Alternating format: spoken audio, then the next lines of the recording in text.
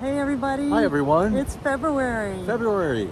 Except for not really. Yeah, kind of January. We're doing this in January. Yeah, you spilled the beans, didn't Yeah. you? I And did. here we are on Big Island, Hawaii, with a beautiful blue Pacific Ocean behind us. Yeah. Just an extraordinary place. We're up on the most northern part of the Big Island. And we have seen so many different ecosystems on this island. It's been uncanny. The word is that British word gobsmacked keeps coming to mind. And most of our time we've been spending on the east side of the island, around Hilo, where it's much wetter, more rainforest, and have actually just loved that a lot. Right. The plant life and the bird life is through the roof. It's just, and so many places feel, and we've come to understand, have really been tended in a way that keep them very much like they were long before the white people got here. So for, ever back, going back. We've been very impressed with how stringent the islands, the government, state government is as far as making sure that people don't bring in exotic animals, or if possible keep exotic vegetation, invasive vegetation out. And as a result, they it's not perfect, but they've got an awful lot of integrity in their ecosystems, whereas with the wrong thing introduced at the wrong time, it's so verdant here and so lush and so full of opportunity for all kinds of critters that it could go wrong very quickly, as it has now and then with different species that other people brought in. So as you may know, since November, we've been looking at the way that our social ecologies have an effect on us, and have an effect on how we then interact with the natural world.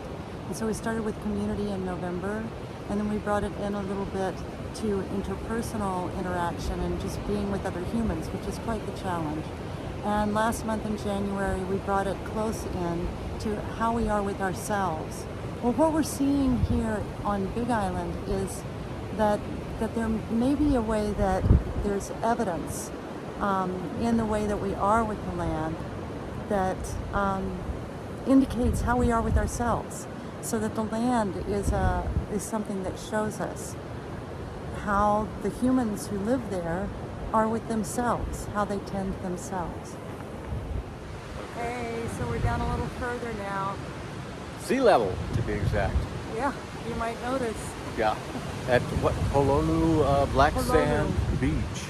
Yeah. On what is very sacred Native Hawaiian, indigenous Hawaiian land, and they've been kind enough to allow access for people to see it and be inspired by it, which is certainly one of the best places I've seen in a long time for inspiration. It's absolutely beautiful. Yeah, and on this thinking, as we've been thinking about how the well-being of the land reflects the way we are with ourselves internally, and the way we are in the community, the way we are with each other. It's easy to romanticize indigeneity. And the evidence of thousands, untold thousands really, of years that people lived on land, understanding, it appears, that they were in complete kinship with that land, that they were the nature that was expressing itself as the land.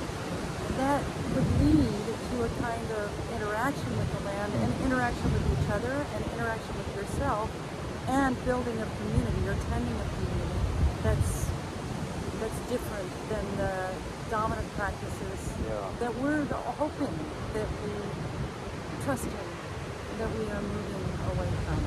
Yeah, familiarity does not only breed contempt, as the old saying goes. Familiarity brings loyalty and connection and gratitude. And certainly there's no shortage of evidence in every culture for those who do spend time in and on the landscape. Yes, and so this is just something that we're putting out there. It's kind of a fine point, perhaps, but yeah, take a look at how it is that the land is tended in the areas that you spend time in, or the areas that you walk or drive by? How is the land tended? What and then is that fair to say this is a reflection of how we are in our internal ecologies and our other social ecologies with here close interpersonally and with community? See what you think about that. And maybe get into some hard questions, such as, when I was young, I heard often, well, the only reason indigenous people didn't have more of a wholesale destruction of the environment is just because they couldn't. They didn't have the tools by which to do that. I don't, I don't buy that. Investigate that, and investigate likewise the notion of, well, we do have to provide for ourselves. We have to get these market commodities in order to keep living. So it's inevitable that we have to sort of destroy big portions of the earth in doing so. Really? Perhaps, given our technologies today, which can be very good, that's never been farther from the case. So, good questions to consider. And another one that I would add is, what do you see, and we do, but let's talk more about this, what do we see as alternative ways of getting to taking care of ourselves? Yeah. So it is taking care of ourselves to make sure that we have water and air, clean water and clean air, and nourishment. That's taking care of ourselves. That we are sheltered and clothed. That's taking care of ourselves. Yeah, and So we will continue to ponder those questions as you do, and see you somewhere else, down the coast, up the coast, or on the island. Yeah, we'll show you someplace else. Okay. Yeah. Hey, everybody. Hi, everyone. This is our last installment. It is. We're on the Kona side of Big Island right now, the leeward side of the island, and soon we'll be leaving Hawaii to head back to the southwest. And of course, while we've been here, we've been thinking, as you've heard on this video, a lot about the way the interaction between humans and the land itself. And so the way that, and in particular, how the way that the land is treated reflects what's going on in the human individuals and communities. So that's also led us to wonder how it would have been to be raised in Hawaii. How would it have been to be raised? Neither of us was raised here with the ocean and with this land. What would that be like? And we suspect that it would have been different if you're on this open, sunnier, low, sweeping view west side of Big Island, where Kona is, as compared to Hilo, which is more of the rainforest, more of the rain itself, of course, but also the landscape is more shrouded, if you will, in vegetation. And one of the questions we've wondered is, do people just naturally pick that side of the island that seems to fit their personality, or does the side they pick shape their personality and help them become aligned and in place? Back in the early 90s, I was part of bringing, academia was late to the game, of course, remembering that it really does make a difference the way humans are diverse and distinct from each other, or the way we're raised differently, and we have different languages and different values. And so I was in the position of preparing people to be counselors and therapists and psychologists. And so I was curious about how people raised like me in the dominant group could connect with people who were coming for their services who didn't look like them, who didn't have the same language, who didn't have the same background, and who were understandably resistant to dominant culture service providers. And so it occurred to me that if you get really stuck, one good question would be, what's a piece of land that has really made a big difference to you, that has helped you know who you are? So we suggest that as something for you to think about, you to consider. And sometimes when we teach writing groups, Mary will phrase that question, what's the land that first jumped into you and helped you know who you are? And that's an interesting phrasing, to be jumped into you. And I resonate very much with the mountains that were 1,200 miles to the west of where I grew up. They absolutely jumped into me long before I actually got there. And they did over many decades then, after moving there, help me know who I am. And so it's an interesting thing to consider and a great journal prompt if you're so. Yeah, it is. Write about that if you'd like. You may be able to tell that we are here right at high tide. Yeah, we're like 10, 15 minutes away, so you could see a big old breaker come right over our heads. We did it. That's Oh, going to it's be coming exciting. really close. We're at a place called Magic Sands. Yeah, I and gotta it's like called that. that because it says that at the high tide the sand disappears, and then at the low, then it comes back.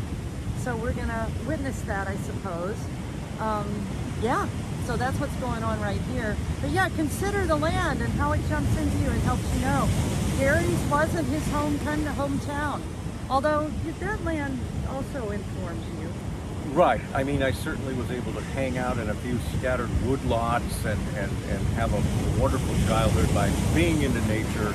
And it came through those patches of forest.